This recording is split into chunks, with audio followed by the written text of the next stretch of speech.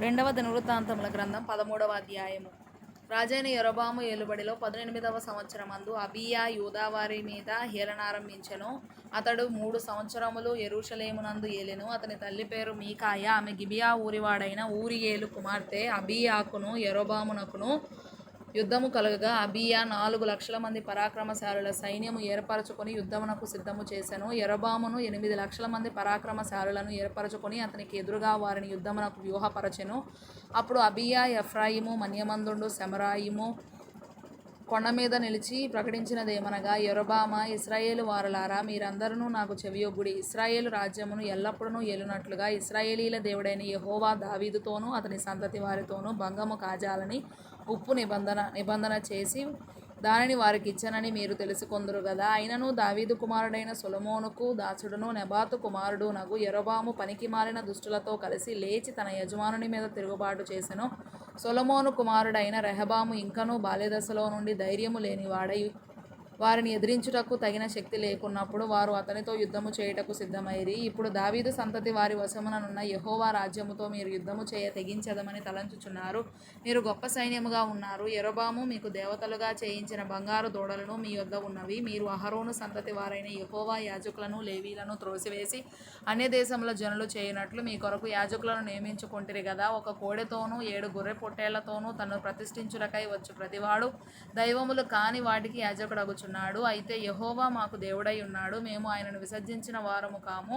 అహరోను సంతతి వారు యెహోవాకు సేవ చేయు యాజకులై ఉన్నారు. లేవీయులు చేయవలసిన పనులను లేవీయులే చేయుచున్నారు. వారు ఉదయాస్తమయములయందు యెహోవాకు దహన బలులు అర్పించుచు సుగంధ ద్రవ్యములతో ధూపము వేయుచు పవిత్రమైన బల్ల మీద సన్నిధి రొట్టెలు ఉంచుచు బంగారు దీపస్తంభమును ప్రమిదలను ప్రతి సాయంత్రము ముట్టించుచు వచ్చుచున్నారు. మేము మా దేవుడైన యెహోవా ఏర్పరచిన విధిని బట్టి సమస్తము జరిగించుచున్నాము గాని మీరు ఆయనను విసర్జించిన వారైతిరి. ఆలోచించుడి, దేవుడే మాకు తోడై మాకు అధిపతిగానున్నాడు. మీ మీద ఆర్భాటము చేయుటకై బూరలు పట్టుకొని ఊదునట్టి ఆయన యాజకులు మా పక్షమున ఉన్నారు. ఇశ్రాయేలు వారలారా, మీ పితరుల దేవుడైన యెహోవాతో యుద్ధము చేయకుడి, చేసినను మీరు జయమొందరు. యరొబాము వారి వెనుకటి భాగమందు మాటుగాండ్రను కొందరిని ఉంచి సైన్యము యూదావారికి ముందును మాటుగాండ్ర వారికి వెనుకను ఉండునట్లు చేసెను. యూదావారు తిరిగి చూచి యోధులు తమకు ముందును వెనుకను ఉన్నట్టు తెలుసుకొని యెహోవాకు ప్రార్థన చేసిరి. యాజకులను బూరలు ఊదిరి. అప్పుడు యూదావారు ఆర్భటించిరి. యూదావారు ఆర్భటించినప్పుడు యరొబామును ఇశ్రాయేలు వారందరూ అబీయా ఎదుటను యూదావారి ఎదుటను నిలవలేకుండునట్లు దేవుడు వారిని ముత్తినందున ఇశ్రాయేలు వారు యూదావారి ఎదుట నుండి పారిపోయిరి. దేవుడు వారిని యూదావారి చేతికి అప్పగించినందున అబీయాయును అతని జనులను వారిని ఘోరముగా సంహరించిరి. ఇశ్రాయేలు వారిలో 5 లక్షల మంది పరాక్రమశాలులు హతులైరి.